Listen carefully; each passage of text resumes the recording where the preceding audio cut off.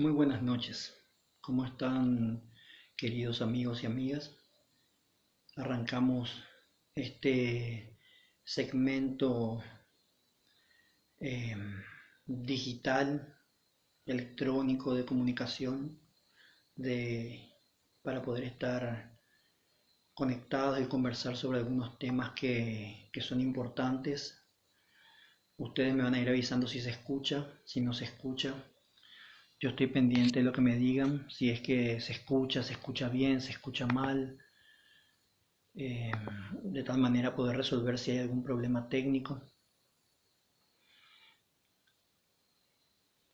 Vamos a ir resolviéndolo. Me avisan si se escucha, ¿sí? Bueno, este, este programa se ha dado en llamar Economía, Individuo y... Gracias, señora Alex Benítez, muchas gracias. Qué bueno que se escuche bien. Es una preocupación que uno tiene cuando hace este tipo de transmisiones. Bueno, estos minutos quiero conversar con ustedes, compartirles algunas apreciaciones personales sobre algunas de las cosas que han pasado en las últimas semanas. Tengo que reconocer que quizás algunas de las precisiones que voy a hacer son extemporáneas, pero mucho se debe a que creo que es un malísimo deporte contemporáneo, un malísimo deporte de esta posmodernidad, el procurar opinar de todas las cosas en el momento, en el día, en el minuto. Eh, Nos lleva a todo el tiempo estar buscando opinar, ¿no? Yo creo que no es una obligación tener siempre una opinión el día de la noticia, ¿verdad? Especialmente porque a veces es importante que ustedes y yo esperemos a ver un poquito cómo se desarrollan los acontecimientos. Entonces, muchas de las cosas que voy a decir quizás son extemporáneas, pero así también lo he planeado, ¿no? Detesto la compulsión de tener que opinar, sobre todo en el momento, y hay sobre cosas que no opino porque reconozco que mi opinión es insuficiente. Pero sí hay cosas sobre las que puedo aportar a la discusión y eso pretendo hacer. Bueno, este espacio, que espero que no dure más de media hora, se llama Economía, Individuo y Justicia. Una aproximación a un análisis desde la teoría política del liberalismo clásico y también en concordancia con el sentido común. Vamos a estar abordando los temas siempre complejos que tienen que ver con la economía, las críticas que se han hecho últimamente al modelo económico basado en el capital, en la acumulación de capital y en su aplicación a distintos negocios de la sociedad, en el modelo económico liberal, capitalista. Y también vamos a hablar un poquito sobre el individualismo y el colectivismo. Muchas voces altisonantes han estado acusando a diestra y siniestra, a capa y espada, a, siempre al otro de que el otro es individualista y por ende el otro es inmoral o es egoísta, ¿no? Parece que hay una equiparación, ¿no? Parece que hay una conexión, al menos popular, entre lo que es individualismo y egoísmo. Y parece que no se puede romper esa conjunción teórica con la que yo discrepo profundamente. Y por último vamos a ver si podemos aproximarnos a una teoría de justicia mínima, minimalista. No voy a procurar agotar el tema. Primero porque no tengo todos los recursos, pero segundo también porque el tiempo amerita que seamos sintéticos. Bien, eh, Partamos primero de lo siguiente, de una teoría básica de la naturaleza humana, ¿no? De una antropología. Necesitamos partir de una antropología. Y de alguna manera yo veo que es medular y es transversal en la sociedad este relato hobbesiano. Cuando digo hobbesiano digo de Thomas Hobbes, de,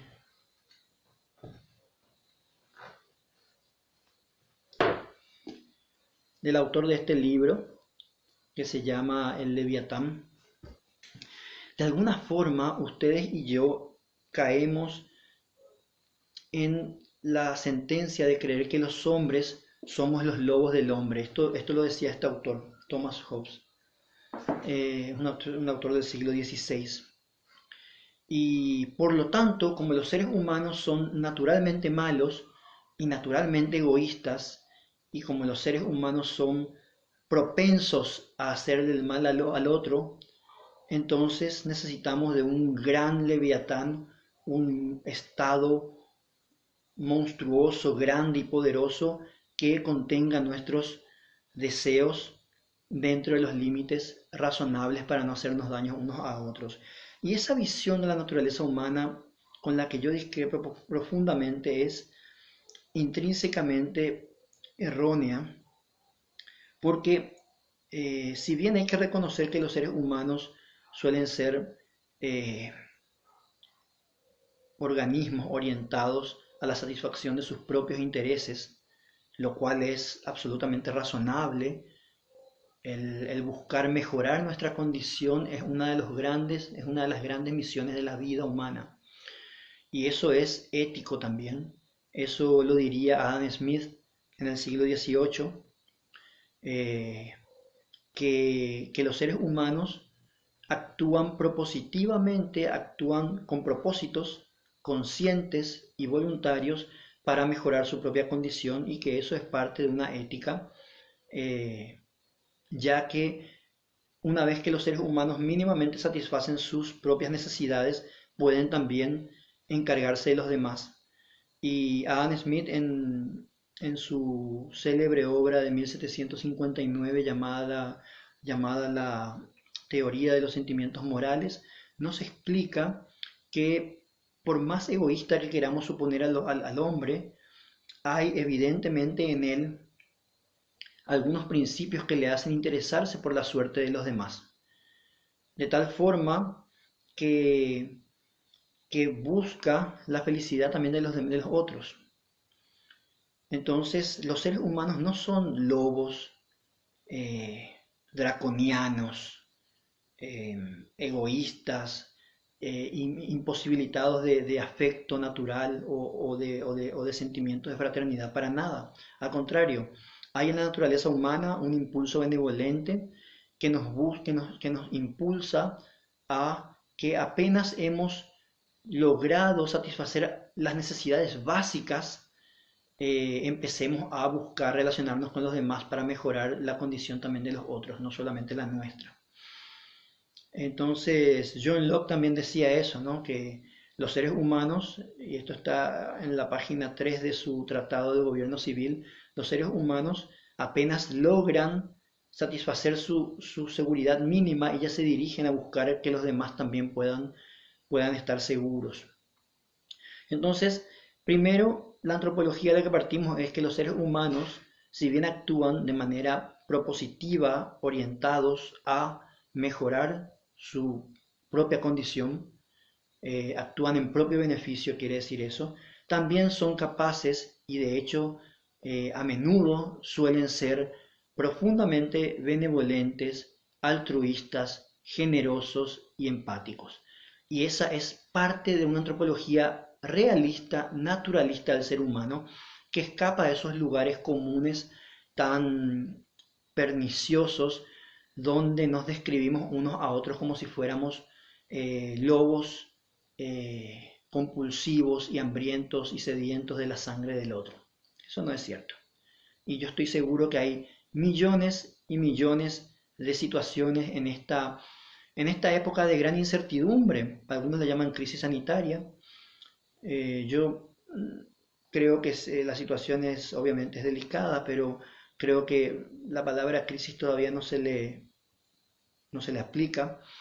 Sin embargo, sí son tiempos de mucha incertidumbre, hay dolor por los que han partido y por supuesto estamos buscando como humanidad la manera de salir de esta encrucijada.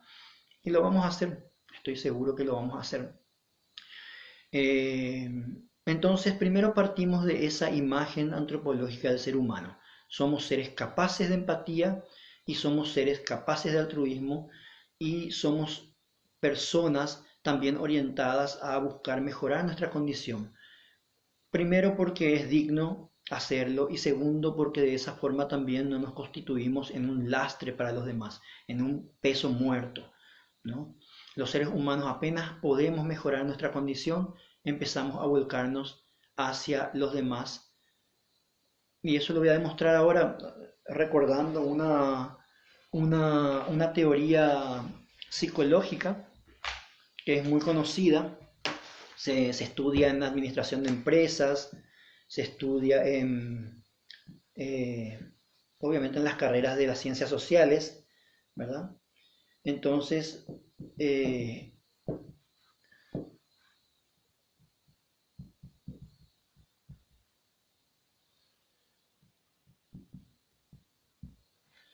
y fíjense en lo siguiente, yo no sé si ahí se ve bien, creo que se ve un poco al revés, puede ser, pero eso es debido al... Voy a ver si puedo resolver eso y me dan un minutito porque se ve al revés.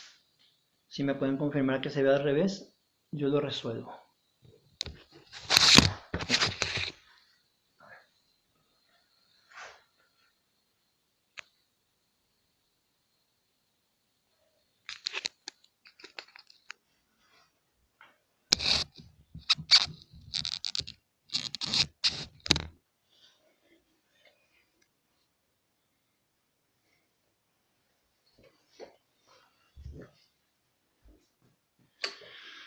Bueno, estas cosas tienden a pasar cuando las cosas se hacen en vivo.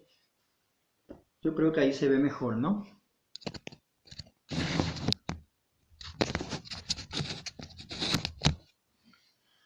Bueno, como se darán cuenta, yo creo que aquí se ve bien. Como se darán cuenta, esta es la pirámide de Maslow y las necesidades básicas que tienen que ver con sed, hambre, eh, una guarida, donde guarnecerse, ¿no? Las necesidades incluso de la respiración, ¿no? Se encuentran en la base de la pirámide, se encuentran en la base, ¿no? Y los seres humanos apenas satisfacen mínimamente estas necesidades y se vuelcan a cooperar con otros seres humanos para satisfacer necesidades superiores como las de seguridad, ¿no? Que tienen que ver con trabajo, empleo, ¿verdad? Con todo lo que tiene que ver con la cooperación humana. Entonces, ese es un error partir de la base de que los seres humanos son incapaces eh, de altruismo, porque de hecho lo son y a menudo se demuestra eso, ¿no? Y aunque parezca en este momento algo obvio, me sorprende que los relatos periodísticos en general estén llenos de malas noticias, ¿no? Pero bueno, las malas noticias creo que son más rentables publicitariamente. Bueno, ustedes me avisan si se escucha. Por otro lado, parte de esta confusión sobre la naturaleza humana tiene que ver con un relato teórico y lógico que se ha instalado donde se equipara las palabras individualismo con el egoísmo y la palabra colectivismo con el altruismo. Esto se vería de la siguiente manera.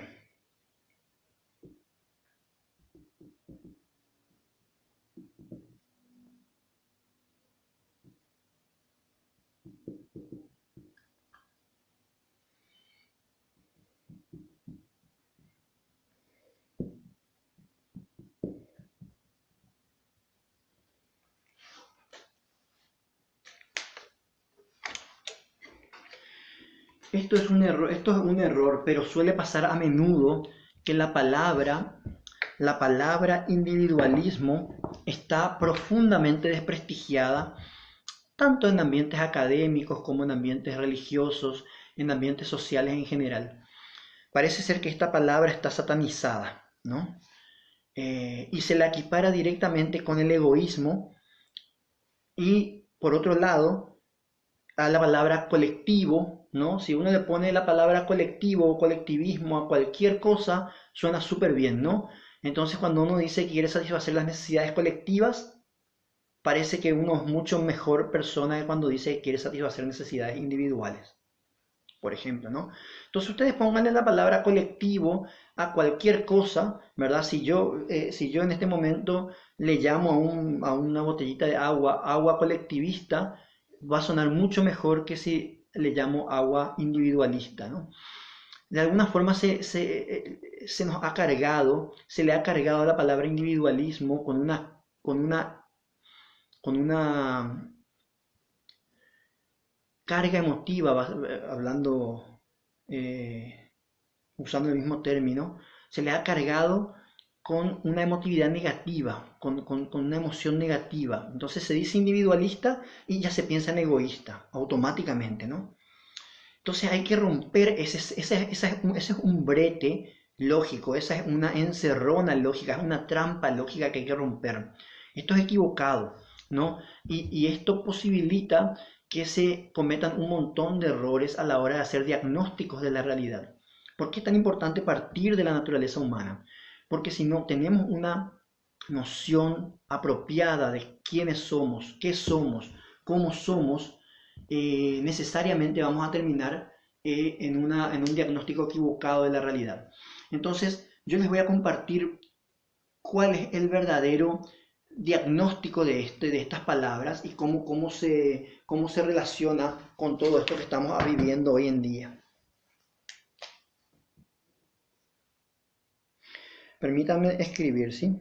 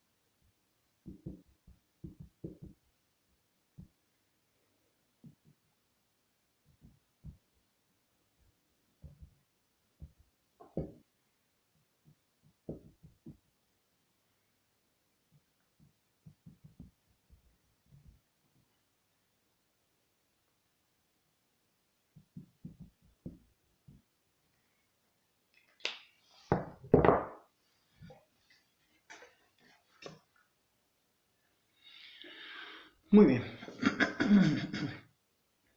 Básicamente, ustedes recordarán que este era el error lógico, ¿no? Hacer una equivalencia entre la palabra individualista y egoísta y colectivista y altruista. Ese es un error lógico, ¿no? En realidad, las personas pueden ser individualistas, vamos a ver si esto se ve bien, voy a ponerlo lo más cerca posible. Pueden ser individualistas, acá hay dos ejes, ¿no? Está el eje de individualista y colectivista y está el eje de altruista y egoísta, ¿no? Las personas pueden ser en realidad colectivistas, eso quiere decir que tienen una manera de ver el mundo en términos de categorías sociológicas, pobres y ricos, malos y buenos, eh, los elegidos versus los no elegidos, ¿no? Entonces, categorías sociológicas, ¿no? Clase alta, media y baja, ¿no? Eso sería un colectivista. Y un individualista sería la persona que normativamente cree que el foco del análisis de los problemas sociales tiene que partir por el individuo. El foco normativo o legal, el foco moral o ético es el individuo. ¿Ok? Entonces, pueden haber colectivistas, personas que tiendan a analizar la sociedad y todos los fenómenos sociales en términos de categorías sociológicas, que son colectivistas altruistas. Y también pueden haber colectivistas que son egoístas, ¿no? Como muestra este segmento. Así también pueden haber individualistas que son egoístas, pero fundamentalmente lo que nos demuestran los estudios psicológicos y la teoría liberal clásica es que los seres humanos son fundamentalmente individualistas de carácter altruista. Tiene que ver con lo que les mencioné de Adam Smith, de John Locke, ¿no? Y también, por supuesto, investigaciones, por ejemplo, como del psicólogo social Jonathan Haidt, que muestran que los seres humanos somos, si bien tenemos un afán individual, ¿no? de destacarnos, de prosperar, de mejorar nuestra condición, también somos profundamente fieles a nuestra manada, a nuestra tribu, ¿no? A nuestra comunidad más cercana, sea familia, vecinos, amigos. Entonces, hay que romper este análisis. Este análisis es equivocado, amigos y amigas. Este análisis es equivocado y hay que partir de este análisis. Pueden haber individualistas que son altruistas e individualistas que son también egoístas, ¿no? De la misma forma con las personas que son colectivistas o que ven la vida en términos de grupos o colectivos, ¿no? Una persona colectivista te diría, por ejemplo, que las políticas públicas tienen que ir orientadas a proteger a ciertos grupos de población. Ese sería un colectivista. Y una persona individualista generalmente cree que las políticas públicas tienen que estar orientadas a defender los derechos individuales de vida, de libertad, de propiedad privada, ¿no? Entonces, el punto es que ser individualista no necesariamente quiere decir ser egoísta.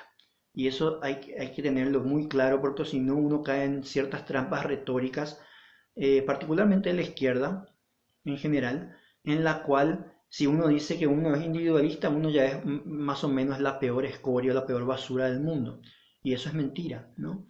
Es legítimo, y no solamente es legítimo y razonable, sino que es digno y ético que cada persona busque mejorar su propia condición. Así también está demostrado que las personas en general, porque también hay excepciones por supuesto, pero en general apenas mejoramos nuestra propia condición, empezamos también a colaborar con los demás para que mejoren la suya. Y eso se ha podido ver en esta crisis muchas veces, creo yo. ¿Está bien? Entonces, primer tema, entonces, es romper ese cerco lógico que tiene que ver con que supuestamente el individualismo es igual a egoísmo. Eso no es así, ¿no? Así que si ustedes se persiguen sus propios fines, no se sientan mal. De hecho, creo que es lo que todos hacemos. Y nadie de nosotros es necesariamente un diablillo, un demonio, ¿no? Sino que apenas estamos seguros, nos sentimos medianamente bien, ya miramos al costado a ver a quién podemos darle una mano, ¿no? Entonces, yo tengo una visión más positiva de la naturaleza humana que la izquierda en general, que piensa que los seres humanos son incapaces de bondad o de generosidad, a menos que el Estado les coaccione para ellos. ¿Y cómo coacciona el Estado? Quitándole su dinero a las personas, ¿no? Entonces, al quitarle el dinero con los impuestos, le obliga a las personas a ser generosas con otras personas, lo cual, por supuesto, para mí es reprochable, no es ético, ¿no? Aparte, no existe la caridad a punta de pistola, ¿no? La caridad es voluntaria o no es caridad, ¿no? Bueno, yo sé que voy a quedarme corto con todos los temas, pero espero que haya quedado por lo menos eso relativamente claro. Disculpen si no puedo ser más exhaustivo.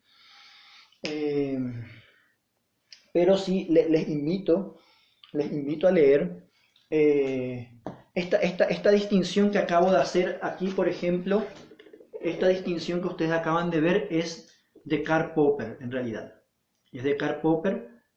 Obviamente yo no invento las cosas que digo, yo soy bastante chato, soy bastante mediocre, pero tengo amigos muertos que saben mucho, entonces Karl Popper es uno de ellos, ¿no? Esta distinción está en La sociedad abierta y sus enemigos, así que pueden buscarla por favor ahí, así pueden aprender sobre este tema. Bien, eh, así que no traguemos más el anzuelo de cuando nos dicen individualista. Otro problema que he visto que ha surgido durante estas semanas es el asunto económico, puesto en los siguientes términos. Y fíjense que estos términos en los cuales se plantea la situación son bastante espurios, son inauténticos, son esencialmente son términos falaces. Una falacia es un razonamiento que parece que es legítimo, pero que en realidad encierra un embuste, encierra un engaño. Y fue el tema este de plantear la disyuntiva entre si salvamos la economía, por un lado, piénsenlo de esta manera, que hay una balanza, y por un lado, salvamos la economía o salvamos la vida humana. Y eso se planteó decenas de cientos de veces en redes sociales, se planteó también a través de los medios de comunicación, ¿no? Como algo, como si fuera un mantra.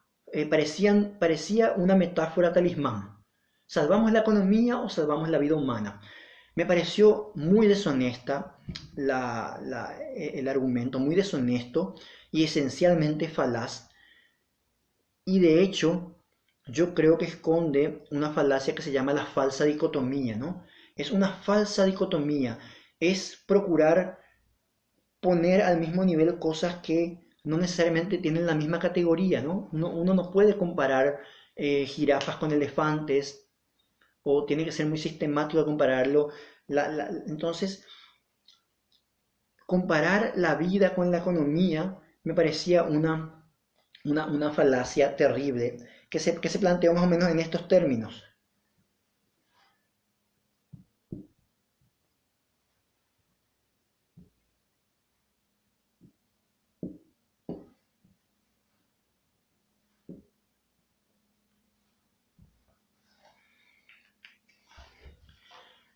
Lo que hicieron muchos medios de comunicación y también hicieron obviamente muchos tertulianos de redes sociales y muchos opinólogos, ¿no? Fue decir básicamente que en la balanza de la situación había que elegir entre la vida humana o la economía, ¿no? En este tema de la pandemia del COVID-19.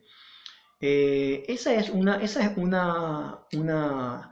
interpretación de los acontecimientos, no solamente errónea, ¿verdad? Sino que potencialmente perniciosa para la misma vida humana. ¿Saben? Esta falacia parte primero, luego de un concepto erróneo de la economía, ¿ok? Porque usualmente esta distinción plantea que la economía es una disciplina con una ciencia que se encarga de estudiar las relaciones de producción, distribución y comercialización de bienes y servicios. Esa es una definición nefasta de economía, es una definición que no resiste análisis más profundos y por sobre todo es una definición que no resiste a la evidencia, ¿no? Yo les propongo, para salvar esta distancia y esta falacia, que es un abismo en el cual cayeron cientos y miles de personas, estoy seguro, yo les recomiendo definir la economía de otra manera. La economía, definida por la Escuela Austriaca de Economía, se define como fundamentalmente la disciplina científica que estudia la acción humana frente al fenómeno omnipresente de la escasez. Repito, La economía no es la ciencia que estudia la producción, distribución y comercialización de bienes y servicios. No. La economía es la disciplina científica que estudia el comportamiento humano, la acción humana, pero frente a un fenómeno natural terrible que es la escasez. ¿Ok? Si partimos de esa definición económica, entonces el tema ya está prácticamente resuelto. Porque no tenemos que elegir entre vida y economía, porque si la economía es acción humana, es igual a vida, ¿no? O sea, evidentemente ningún organismo humano que esté muerto puede generar acción humana, ¿ok? Entonces se dan cuenta de que la equivalencia se pierde, se difumina. Entonces la pregunta aquí sería la siguiente, y voy a dibujarlo para ver si puede quedar claro.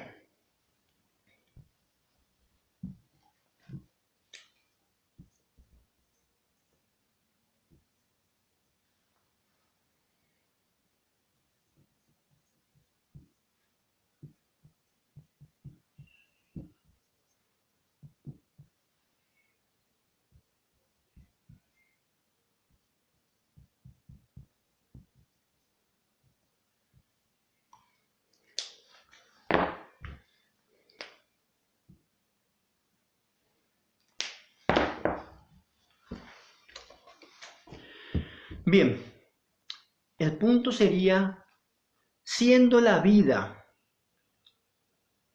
el objetivo a lograr, siendo la supervivencia y mejorar nuestros niveles de vida y salir en lo posible todos vivos y con un buen nivel de vida de esta crisis, la pregunta es, ¿cuál modelo económico tenemos que elegir para eso? ¿Cuál es el modelo económico que mejor puede defender la vida de las personas en esta situación? ¿Ok? Entonces, si es un modelo basado en el Estado, donde el Estado interviene activamente,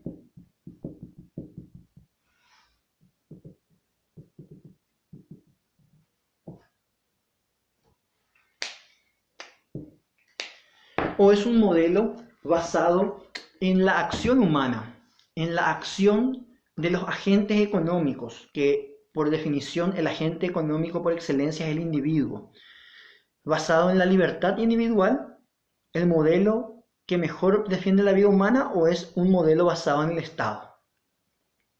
Esa sí es un problema legítimo de analizar. El anterior era un paredón de fusilamiento racional. El anterior problema era un callejón sin salida teórico. Pero siendo que queremos todos vivir frente a esta pandemia, la pregunta es ¿cuál es el modelo económico que mejor puede ayudarnos a lidiar con ella? Un modelo económico basado en el libre emprendimiento y la libertad personal, en que cada persona persiga sus propios fines, o un modelo basado en la coacción estatal, en la cual el Estado aumenta impuestos, pide préstamos, ¿ok? No recorta gastos y encima quita de los bolsillos de la clase media impuestos para congraciarse con otras clases sociales. Cuidado, porque estamos entrando en la teoría de justicia también ahí. Entonces, este es un problema legítimo. Y lo que se ve, lo que la evidencia reciente con respecto a esta pandemia muestra, es que países donde la libertad individual es respetada, como Suecia, por ejemplo, tienen mejores resultados en términos de lo que es niveles de contagio y muertes. ¿Ok? Y países altamente burocráticos, altamente estatistas, como Italia, que es profundamente estatista, y la mayoría de los hospitales italianos son hospitales públicos, ¿verdad? No pueden con la cantidad de muertos. Y países estatistas como China tienen que estar escondiendo las cifras de sus muertos porque no son 3.000 y algo, como dice, sino que posiblemente llegan al millón. Eso se está diciendo ahora. En los próximos días y semanas vamos a enterarnos más sobre eso. Que posiblemente, según lo indican las primeras evidencias, China ha mentido, que de hecho es una práctica comunista de antaño, ¿no? La URSS nunca dio sus cifras oficiales de un montón de cosas, Cuba tampoco, China no lo va a hacer tampoco, ¿no? Así que este modelo, el modelo basado en la libertad individual, es el que puede tener mejores resultados. Ahora, sí es importante que para eso los agentes individuales escuchemos el llamado de la responsabilidad personal, que es algo que yo he venido diciendo desde que comenzó este asunto de la epidemia, ¿no? Suecia es un país donde sus individuos tienen una tradición de libertad personal y de responsabilidad personal. Así que es muy interesante seguir planteando este debate. Yo creo que eso no quiere decir que el Estado no tenga que estar presente en nada, pero sí que es terrible el endeudamiento masivo al cual se nos está llevando, que finalmente lo vamos a pagar nosotros y nuestros hijos, ¿no? La deuda pública que se ha adquirido y ya que entramos en teoría de justicia, es tremendamente injusta con las generaciones que están por venir, porque las generaciones que están por venir no eligieron la deuda pública, lo elegimos en todo caso nosotros o dejamos que se elija, eh, pero es un concepto, la deuda pública es un concepto profundamente antidemocrático. Cualquiera que se precie de demócrata estaría escupiendo pestes y culebras con este tema del endeudamiento masivo, ¿no? Que va a ir para un montón de gastos corrientes en el sector público y además para subsidios para ciertas poblaciones, ¿no? Eso no quiere decir que no haya que ayudar a esas poblaciones, pero yo estoy seguro que se le puede ayudar mucho más con abrir los mercados, mejorar, digamos, reducir la burocracia para que los empresarios puedan depositar más capital para generar más empleo, eh, y no haciéndolo como se está haciendo ahora. Entonces, una teoría de justicia mínima tendría que ver con fundamentalmente la razón por la cual nos hemos constituido en Estado. Los seres humanos, siendo capaces también de violencia, siendo capaces de ultrajar la propiedad de otros, o la vida o la libertad de otros, nos constituimos en una sociedad para que, reconociéndonos unos a otros esos derechos naturales a la vida, a la libertad y a la propiedad privada, eh,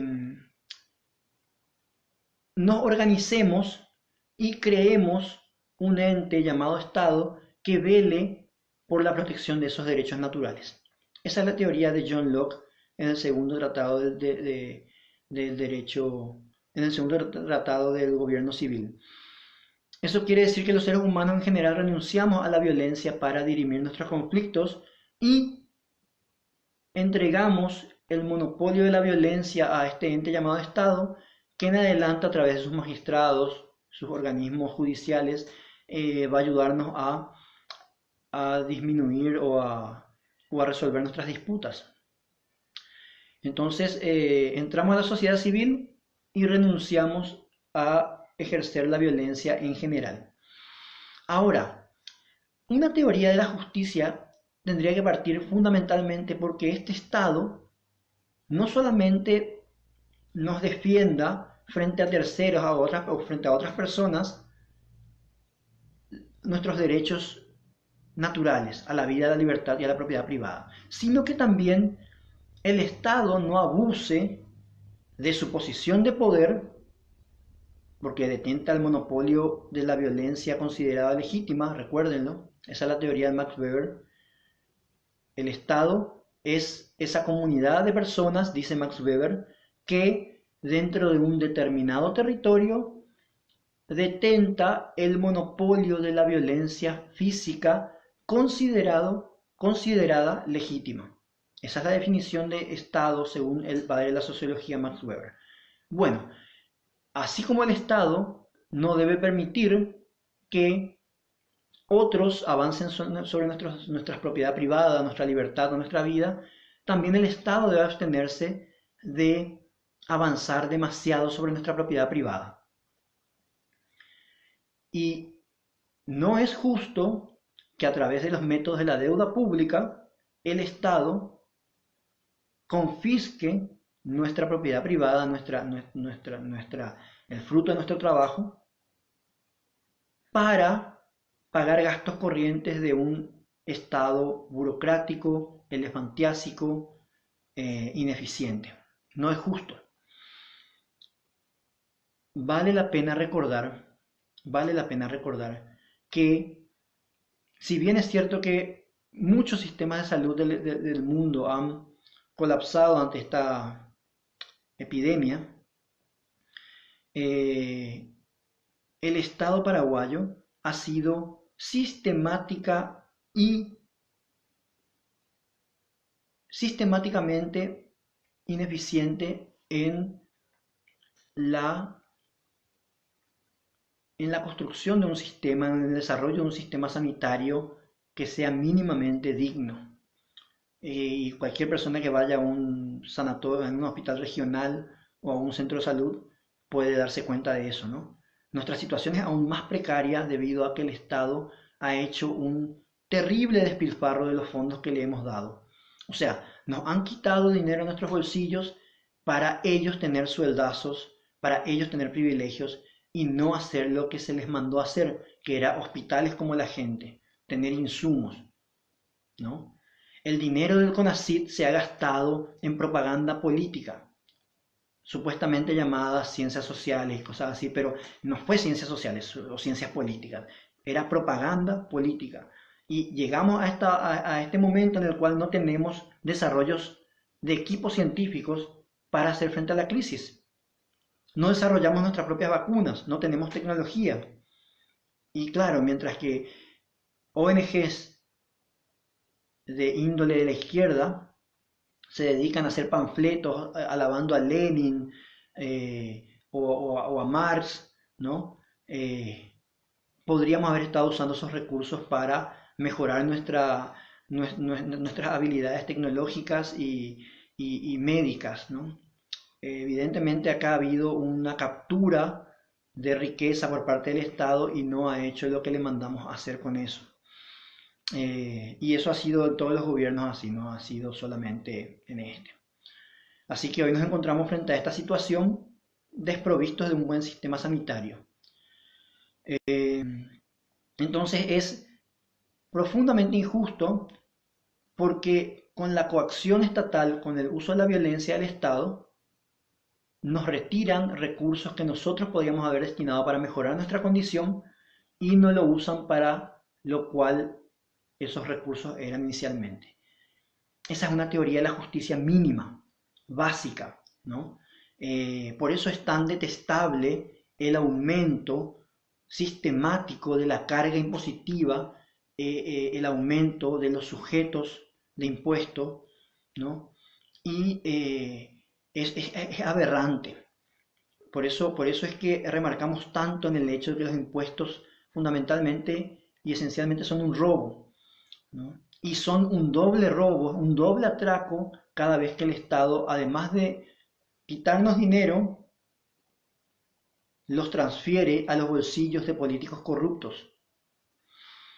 Entonces, una teoría de la justicia básicamente diría que somos todos iguales ante la ley y por eso fundamentalmente es importante que la clase política no abuse de ese poder y no esté por encima de la ley para confiscarnos nuestra propiedad privada y además que lo hacen ni siquiera construir un centro de salud con los mínimos requisitos médicos y de dignidad humana.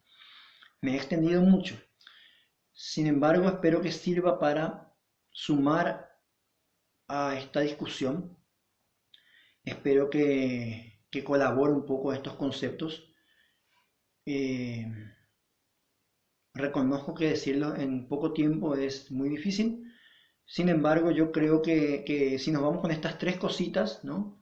Individualismo no es igual a egoísmo, que es una discusión espuria, falsa, impostada, la discusión entre vida o economía, esa es una discusión falsa, es una falacia.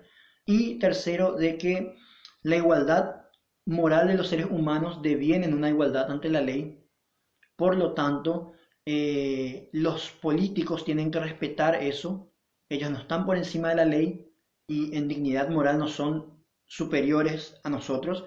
Por lo tanto, no hay ninguna razón para que nos esclavicen con impuestos altos y con deuda pública, que eso es esencialmente inmoral. Entonces, que sirva. Les mando un abrazo a todos y ojalá que nos veamos en una próxima transmisión pronto. ¿Sí? Que tengan un excelente viernes y cuídense.